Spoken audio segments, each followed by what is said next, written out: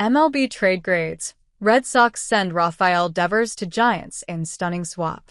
Here is the good news for the Giants. They are receiving the best player in the trade. Rafael Devers, for all his flaws as a defender and for all of his apparent defensiveness about the general concept of changing positions, is a really good hitter. He entered Sunday's games ranked 13th among qualified hitters in OPS, .894, 15th in weighted on-base average, .386, and 18th in WRC+, 145. In the 4 seasons before this one, he averaged 32 homers and 96 RBI with an .873 OPS. He is, for sure, one of the top 15 to 20 hitters in the sport, and he will help the lineup of a San Francisco club that has kept pace with the Dodgers in the early months of the season. The question for the Giants, though, is if he will remain among that group during the subsequent 9 years of his deal, during which San Francisco will owe him $250 million in his age 29 to age 36 seasons. Anyone with easy access to an actuarial table can tell you how those things tend to go. He is not an adept defender, and, as this year has shown, he is not a particularly malleable one. If his bat slows, his value craters. Devers has shown no signs of slowing down, but 9 years is a long time. As for the Red Sox, this deal probably won't play well for a fanbase still scarred by the Mookie Betts trade. In some ways, this trade is part of the never-ending runoff from that disaster. The Red Sox paid Devers, a talented homegrown player, in part because they had dealt away Betts and lost Xander Bogaerts in free agency. Now Devers is gone. The sound you are hearing is howling from Burlington to Bangor. To some rival executives, Devers' contract looked so onerous that they believed Boston would need to add prospects to sweeten the deal and convince another team to acquire him. Instead, the Red Sox received some intriguing players in return. Harrison has yet to reach his potential in the majors. Hicks has been a mess in 2025. Tibbs was the number 13 pick in last year's draft. There is reason to believe in all of them and reason to doubt all of them. Such is the nature of these things. For the Red Sox, the ultimate value may be in getting out from under the deal. That won't be an easy sell to their fans. Maybe they'll do a better job selling it than they did selling first base to Devers. Dennis Lin. The Giants haven't had a 30-homer hitter since Barry Bonds crossed that threshold more than 2 decades ago. In Sunday's stunning strike, they acquired a 28-year-old slugger with 3 30-homer seasons in his career and enough offensive prowess to tilt the balance of power in the rugged National League West. Offense, to this point, has kept San Francisco from being viewed as a legitimate contender to dethrone the Los Angeles Dodgers.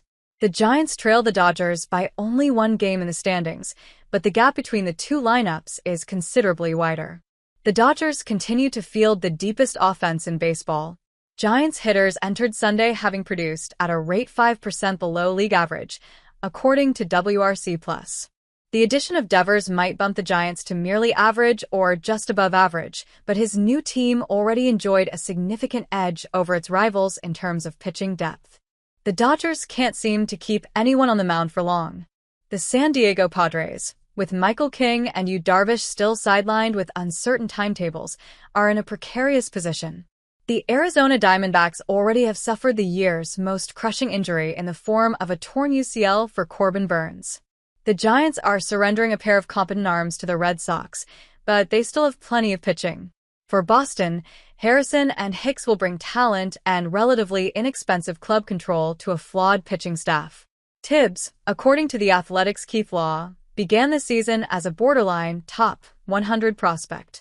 The departure of Devers ends a months-long saga between a disgruntled star and a disillusioned franchise.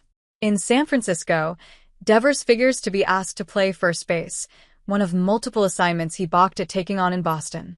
Even if he agrees, the Giants are assuming a sizable risk by taking on the remainder of his 9-figure contract. Still, it's an underwhelming return for one of the best hitters in baseball.